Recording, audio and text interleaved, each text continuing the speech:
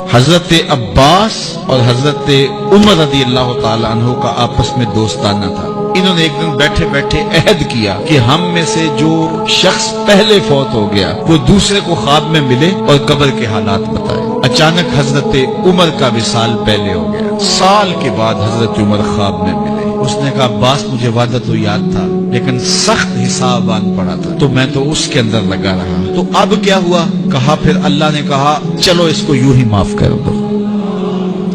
تو کہا چھٹ کے ابھی ابھی آ رہا ہوں۔ تو میں نے کہا وعدہ پورا کر دو، میں اور آپ ٹھیکیدار بن جاتے ہیں جنت کے۔ ہمارے پلے عمل ہے کیا؟ ہیں تو ریاکاری کے شکار ہے ہمارے عمل۔ رسول کریم نے ارشاد فرمایا جو میں دیکھتا ہوں وہ تم نہیں دیکھتے اور جو میں سنتا ہوں وہ تم نہیں سنتے۔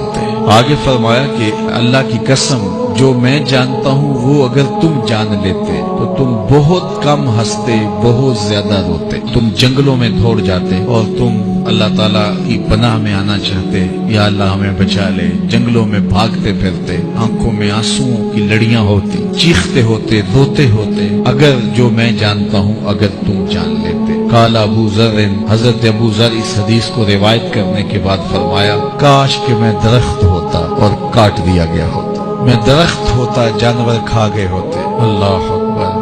حضرت عمر رضی اللہ تعالیٰ عنہ ایک کچی اینٹ اٹھاتے ہیں، پھر نیچے رکھ دیتے ہیں، پھر اٹھاتے ہیں، پھر رکھ دیتے ہیں اور پھر کہتے ہیں کاش کہ میں یہ اینٹ ہوتا۔ حضرت سیدنا صدیق اکبر رضی اللہ تعالیٰ عنہ درخت کے نیچے بیٹھے تھے، ایک چڑیا ایک شاخ سے اڑ کے دوسری شاخ پہ جاتی، وہاں سے اڑ کے پھر دوسری شاخ پہ آتی۔ حضرت صدیق اکبر رو پڑے، کہا چڑیا کتنی موج میں ہے، جس شاخ پہ چاہے بیٹھتی ہے اور قیامت کے دن تیرا حساب بھی نہیں ہوگا۔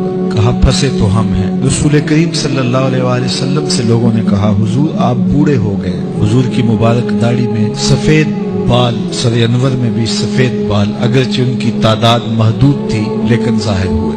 کہا سورہ ہود اور اس کی مماثل صورتوں نے مجھے بوڑھا کر دیا ہے، کیونکہ ان صورتوں میں اللہ کے عذابوں کا ذکر ہے، آخرت کا ذکر ہے۔ یہ وہ بابرکت وجود ہیں، وہ بابرکت ذات ہیں جن کے دامن پہ گناہ کا ایک دھبا بھی نہیں ہے، اور میں اور آپ اپنے آپ کو دیکھیں تو ہم کہاں کھڑے ہیں۔ حضور نے حضرت عائشہ سے کہا، زوجہ ہے رسول کریم صلی اللہ علیہ وسلم، محبوبہ محبوب کائنات، لیکن ان سے بھی میرے حضور نے کہا عائشہ گناہوں کو کبھی چھوٹا نہ سمجھنا، گناہوں کو حقیر نہ سمجھنا کہ یہ چھوٹے ہیں کوئی بات نہیں، اس سے کیا ہوگا، اس دن حساب ہوگا، اس دن پوچھا جائے گا۔ تو اپنی زندگی کو مرتب اور منظم کر کے رکھو۔